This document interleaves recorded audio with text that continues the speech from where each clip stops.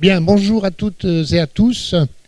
Et donc, Jacques Vidal-Naquet, Thierry Clair et moi-même sommes heureux de vous accueillir à l'ENSIB pour cette journée en partenariat donc, entre la Bibliothèque nationale de France, Centre national de lecture pour la jeunesse, le ministère de la Culture, Service du livre et de la lecture, et l'ENSIB, qui est l'hôte de cette journée, ce qui est une tradition que nous renouvelons tous les 2 ans.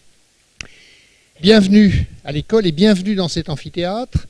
Vous avez la grande chance d'essuyer les plâtres, puisque c'est la première journée qui se tient dans cette salle que nous avons réaménagée. Et je vous demande toute votre indulgence pour les éventuels incidents techniques qui ne manqueront pas de se produire malgré toutes les précautions que nous avons prises. Alors, en particulier donc pour le son, mais là ça a l'air de fonctionner correctement ce matin. Et pour l'image, vous devriez terminer la journée avec un léger chimie dans la vision, comme Tournesol dit dans Les bijoux de la Castafiore, parce que pour le moment, en raison d'un problème de câble HDMI, l'image est floue. Voilà. Mais les interventions qui sont des traditionnels PowerPoint seront communiquées à tous les participants et vous pourrez les voir avec un œil plus clair au repos chez vous. Voilà.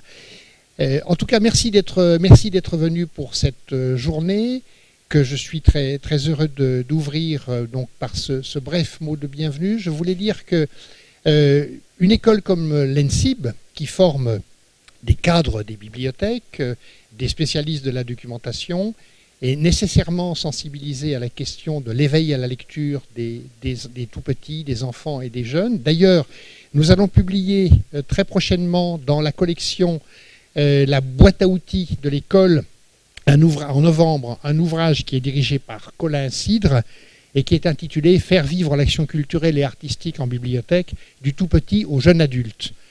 Donc un ouvrage collectif qui, je pense, pourra vous intéresser.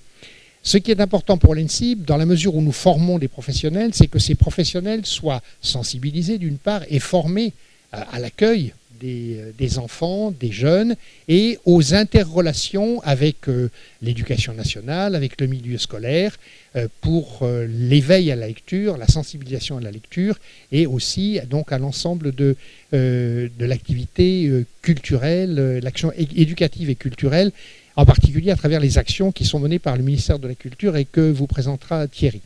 Voilà, donc effectivement, nous ne formons pas, nous n'avons pas, je pense, nous avons quelquefois des stages sur ces questions-là, mais nous ne formons pas spécifiquement à ces compétences-là. En revanche, ces compétences sont prises en compte dans l'ensemble des formations que nous assurons, que ce soit les formations de fonctionnaires ou que ce soit les formations universitaires à travers nos masters, nos 2 diplômes d'établissement, ou encore à travers notre activité soutenue de formation continue. Bien, je vais donc donner la parole, alors je crois, à Thierry pour la suite de la présentation. Merci.